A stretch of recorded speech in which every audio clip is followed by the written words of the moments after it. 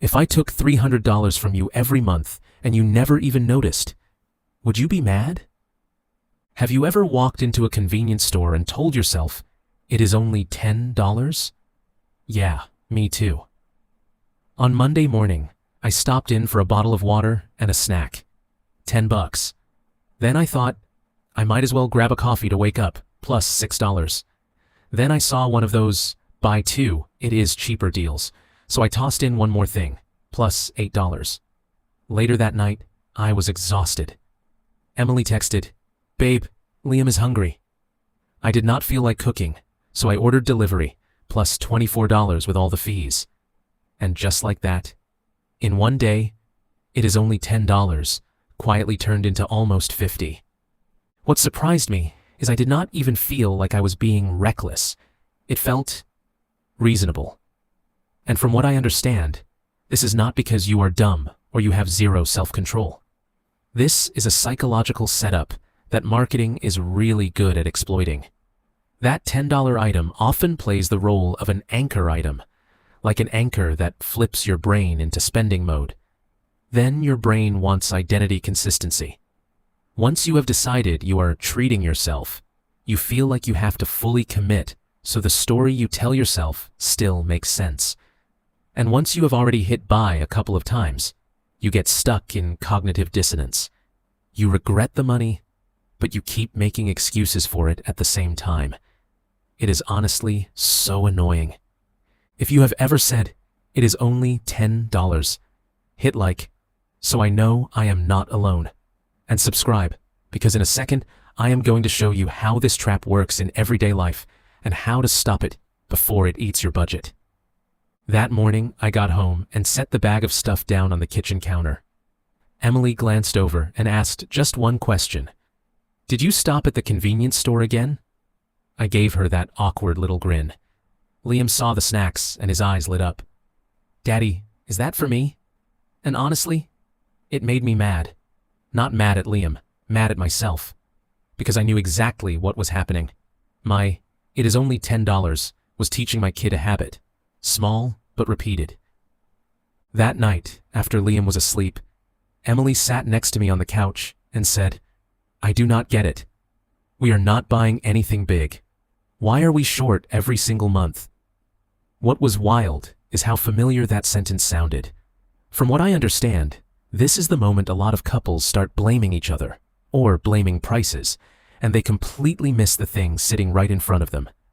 So I opened my banking app, I scrolled down to transactions, and oh my gosh, it showed up like a never-ending TV series. There was no single hit, like $1,200. It was all $6, $9.99, $12.45, $14.20. Numbers that do not hurt enough to trigger an alarm in your brain. But added together, yeah, that hurts. I started sorting it day by day. Monday, convenience store plus coffee. Tuesday, $11 online deal, and then shipping. Wednesday, Liam wanted some little toy by the checkout, and I thought, it is only a few bucks. Thursday, a subscription renewed that I forgot to cancel. Friday, takeout, because I am too tired. And it just kept going like that. What surprised me was there was a pattern. Every time I bought one small thing, right after that, one or two more purchases usually showed up. Like I had stepped into spending mode. In behavior science, they talk about friction, basically a barrier. When paying is too easy, your brain never hits a natural stopping point. Then sunk cost kicks in. Well, I already bought it, so I might as well make it worth it. And then I keep going. Emily stared at the screen, stayed quiet for a moment, then said, "So it is not that we are broke. We are leaking money." Exactly. I did not break from one big punch. I broke from hundreds of tiny cuts. And I started to realize, if we do not reset the rules, all these "it is only $10" moments are going to swallow our household budget. That is when I finally understood something really uncomfortable. The problem is not what I buy, it is what triggers me. From what I understand, In the industry, they call this a small spend bias. Your brain treats little purchases as too small to matter, so it never sounds the alarm. But marketing knows that blind spot way too well. I started calling it the $10 trap. It sounds simple, but the mechanism is sharp as a knife. A $10 item often acts as an anchor item. It is the anchor that pulls you into the mindset of, I am already spending money. Once you pay one time, the second time is easier. The third time is even easier. That psychological barrier drops. And then comes the part that is honestly frustrating: identity consistency. You are not just buying a snack or a coffee. You are buying to protect a story about who you are. I am busy, so I deserve convenience. I work hard, so I should treat myself. I am a good dad, so I will get Liam a little something. Once you step into that role, you want every next action to make sense inside that role. So you buy more, just to keep the story from falling apart. When your bank balance starts getting thin, cognitive dissonance shows up. Two thoughts start fighting in your head. I should be saving, and I just spent money. To feel less uncomfortable, your brain starts making excuses. Come on, it is only $10. And then sunk cost finishes the job. I already paid for the subscription, so I have to use it. I already ordered, so I might as well add one more thing to make it worth it. Oh my gosh, it is not one dumb decision. It is a chain of decisions your brain smooths over so well it feels completely reasonable. So if you are thinking, I just have weak discipline, please, do not beat yourself up. You are standing in a trap that was designed on purpose. And now, I'm going to show you how to spot it in everyday life before you hit buy one more time. Now I tried a simple little experiment. I looked back at the 3 places where the $10 trap hits the hardest. And from what I can tell, if you live a modern life, it is really hard to escape. First, online shopping plus free shipping. You go in to look at some super cheap item for $9.99, like a phone case. You add it to your cart. Then the site tells you, add $15 more to get free shipping.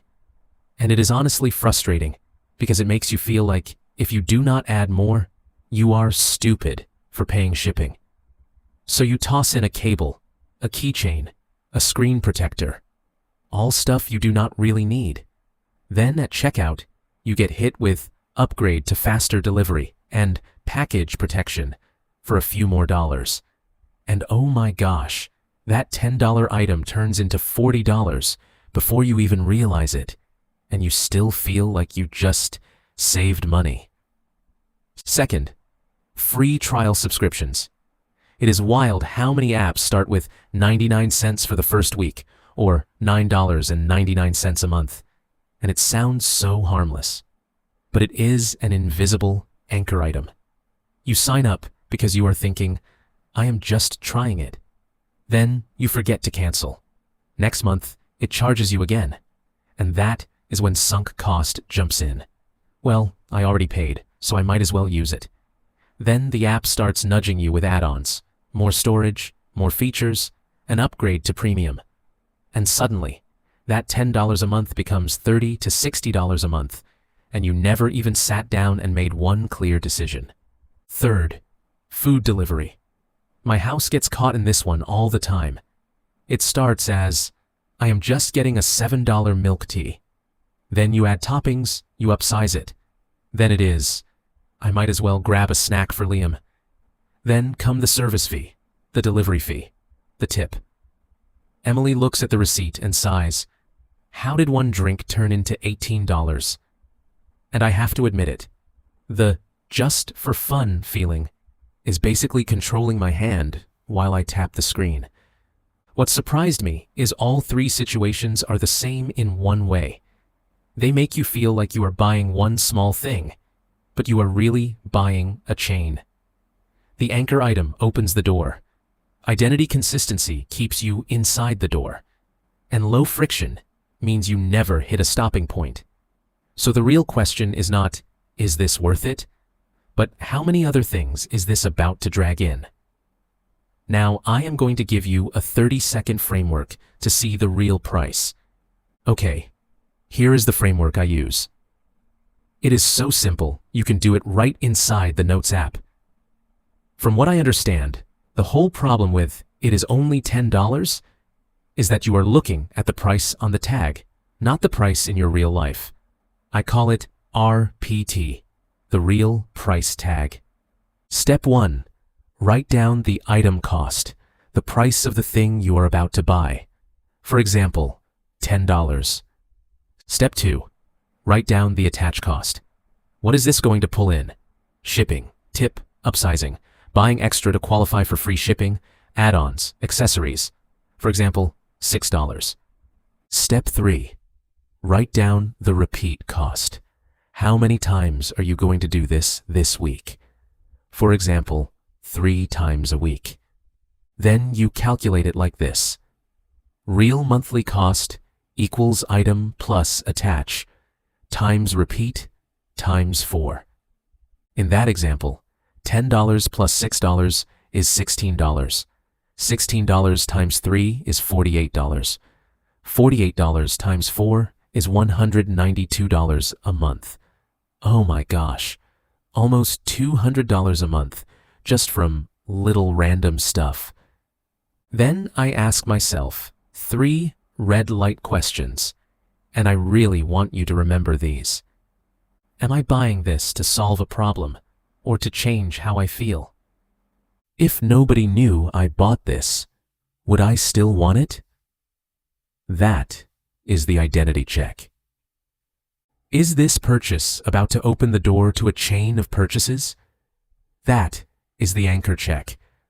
It is frustrating, but if you pause for 10 seconds and run the RPT, a lot of times you will just put it back. And now we get to the most important part. 3 firewall steps to block this trap at the source. Here are the 3 steps my family uses to build a firewall. You do not have to live miserable. You just need rules. Step 1. The 24-hour speed bump. For anything that feels like it is only $10, I make myself wait 24 hours. Yes, it sounds a little annoying, but from what I understand, this trap survives on instant emotion. After one night, a lot of urges just shut off on their own. If I still want it tomorrow, I buy it. If I do not, then I just saved money without even having to fight myself. Step 2. The $10 ledger. I make a note called just $10. Every time I buy something, I write one line. What it was, what the extra charges were, and why I bought it. What surprised me is that just seeing that list makes me naturally slow down. Emily even said, after you write it down, you start feeling embarrassed. Exactly. Step 3. One anchor, one boundary. I allow myself one fixed treat, like coffee. But I set a clear boundary, 2 times a week, and only when I walk out to get it. That is good friction. Everything else? No delivery, no add-ons, no bundles. My slogan is literally on my lock screen. It is never just $10. It is never just $10.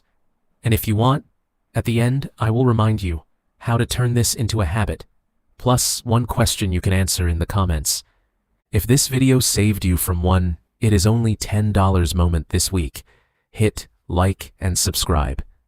And tell me honestly in the comments, what leaks money for you the most? Coffee, food delivery, subscriptions, or online shopping?